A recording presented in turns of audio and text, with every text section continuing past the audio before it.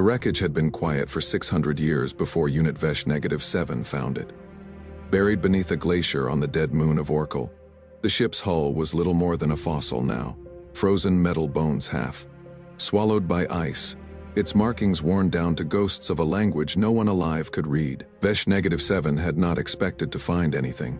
Patrol sweeps of this sector rarely turned up more than frozen rock and old debris from wars fought before its core had ever been switched on. But the heat signature was unmistakable. Faint, impossibly old, and alive. Vesh-7 stood 8 feet tall, its frame built from salvaged war-era alloy, plated in scars from 3 decades of conflict. It could recall in perfect, merciless detail. It was the last combat unit of its model line. The rest decommissioned, destroyed, or lost to time the way everything eventually was lost to time. It didn't need warmth, didn't need air, didn't need anything except a directive. Its directive for the last 40 years had been simple: patrol, protect what was left, wait for orders that would never come, because the empire that built it had crumbled into dust before Vesh-7 had finished its first decade of service. It had stopped waiting for orders a long time ago. It kept moving anyway. Habit maybe, or something a machine wasn't supposed to have a word for. The heat signature led it through a collapsed corridor, down into a chamber the ice hadn't fully claimed. And there, suspended in a cracked stasis pod that should have failed centuries ago, was a woman who was not by any definition Vesh-7's sensors understood, entirely human. Her skin held a faint violet undertone beneath the frost. Her ears tapered into delicate points, and around her brow sat a circlet of dark metal, scorched and cracked, but still humming faintly with power. Her vital signs were a whisper, barely above the threshold of death. But they were there. Vesh-7 made a decision its old protocols had never accounted for. It broke the seal on the pod. She woke gasping, violet eyes wide and unfocused, fingers clawing weakly at the ice, rhymed air. Vesh-7 caught her before she collapsed. Its servos adjusting with mechanical gentleness it hadn't used in longer than it could calculate. "You are stable," it said, voice flat and resonant. "Do not move quickly. Your biological systems require recalibration." She stared at it, at the towering war machine holding her like she weighed nothing, and her first words came out cracked. Foreign, then shifting through 3 languages before settling into one its translation core understood. Where is my fleet?" Vesh-7 ran a sensor sweep of the chamber, the corridor, the wreckage above. 600 years of ice and silence answered for it. "There is no fleet," it said. "There is no ship beyond this wreckage. You have been in stasis for approximately 612 years. She didn't scream, she didn't cry. She simply went very still. The way creatures do when grief is too large to process all at once. Then, she said with a quiet, brittle authority that didn't match the fear in her eyes, "I am Queen Vel, last sovereign of the Velthani Dominion, and I do not know what I am supposed to be the queen of anymore." Vesh-7 had no protocol for comforting royalty. It had no protocol for royalty at all. The empire it served had ended monarchies long before it was built, but it understood survival, and it understood that this woman, whoever she had been 6 centuries ago, was now the last living thing in a 1,000-mile radius that wasn't ice, rock, or machine. So it did the only thing its directive allowed: it protected her. It carried her out of the wreckage on its back, through tunnels collapsing under the slow grind of glacial ice, to the small outpost shelter it had built for itself over the decades, a scavenged hab unit barely large enough for a human powered by a fusion cell older than most stars Vesh-7 had ever charted. Over the days that followed, Fragments returned to Ayari in pieces. Her dominion, a star-spanning civilization of 17 worlds, had fallen not to invasion, but to betrayal. A rival faction within her own court had turned on her during a diplomatic voyage, crippling her flagship and leaving her to die in the dark, sealed in stasis as a final, almost merciful cruelty. Let her live just long enough to know she'd lost everything. Then let the cold finish the rest. "They wanted me to disappear," she said one night, staring at the cracked circlet she still wore. Quietly, no martyr, no legacy, just gone. "You did not disappear," Vesh-7 said. "No," she agreed, something steel returning to her voice. "I didn't." The trouble came 11 days later, when Vesh-7's long-range sensors picked up a signature it hadn't seen active in 600 years. A Velthani military transponder, broadcasting from a ship descending through Oracle's outer atmosphere. Iari went pale. That code. That is a hunter, cruiser signature.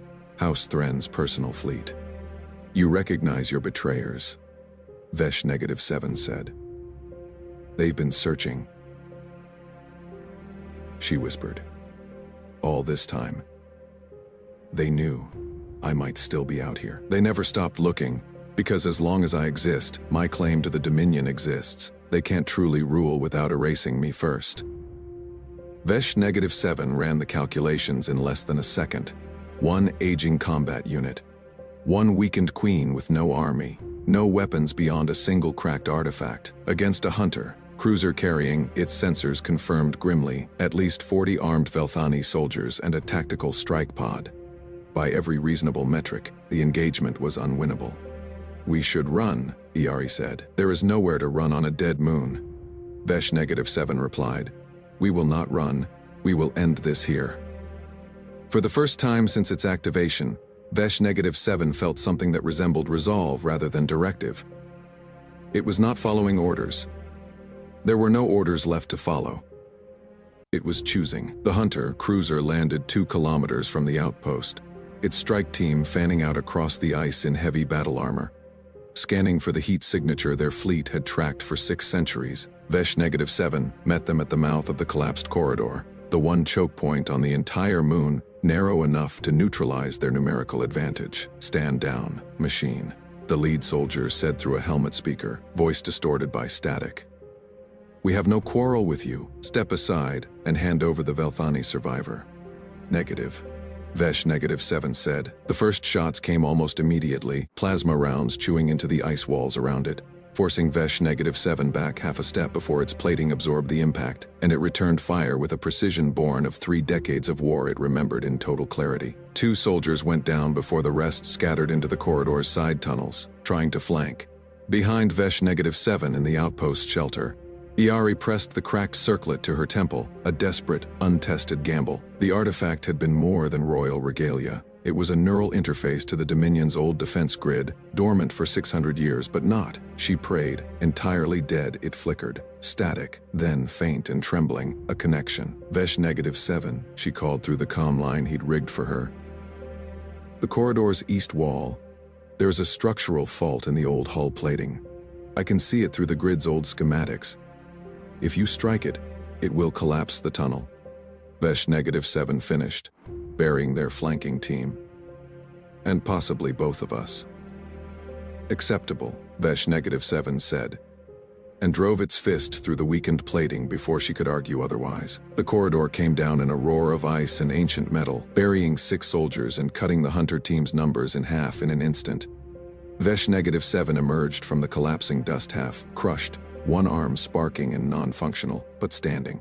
The final clash came at the outpost itself, where the last surviving soldiers cornered Iari against the fusion cell, weapons raised. The lead soldier finally pulling back his helmet to reveal a face she recognized with a flash of cold fury, a face from House Thren, a face that had smiled at her during peace talks 6 centuries ago, right before betraying everything she'd built. 600 years, he said, and you are still inconvenient. Good, Iari said. I'd hate to disappear quietly. Vesh-7 came through the shelter's collapsing entrance behind him, half its frame scorched, one arm dead at its side, but its remaining systems were enough. It drove forward, putting its entire damaged body between the soldier's weapon and the queen it had decided, against every original directive it had ever been given. To protect. The shot took Vesh-7 through the chest plating instead of her. It didn't fall. Not yet. It grabbed the soldier with its one working arm and didn't let go. And in the half-second before its core began failing, it gave Iari the only opening she needed. She struck the artifact circlet hard against the fusion cell's exposed coupling, an act of desperate improvisation rather than careful science, and the resulting discharge of old Dominion energy overloaded the soldier's armor in a blinding flash that left him unconscious and the shelter half collapsed around them both. Silence settled over the ice. Iari pulled Vesh-7's failing frame out from the wreckage, with strength she didn't know grief could give a person, propping it against the cracked fusion cell as warning lights flickered weakly across its chest plating. "You weren't built for this," she said, voice raw. "You weren't built to choose anything. Why did you choose me?" Vesh-7's optical sensors dimmed, then steadied, fixing on her with something that, in a human, might have been called peace. "My directive ended 600 years ago," it said. "Everything since has been my own choice. I chose to keep moving. I chose to find what was still alive in the dark." A pause, its voice fractioning slightly as its core strained. "I chose you."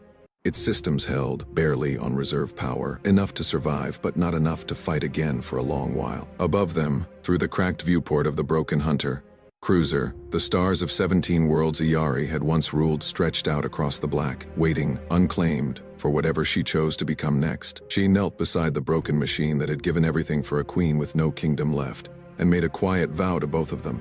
"Then we'll choose together," she said, "a new dominion built on something better than the one that tried to erase me." Far above the ice, the wreck of the hunter, cruiser sat dark and silent, its remaining crew long fled or buried, while on the surface of a dead moon, the last queen of a fallen empire and the last warrior of a forgotten war began, slowly, to rebuild something neither of them had a name for yet.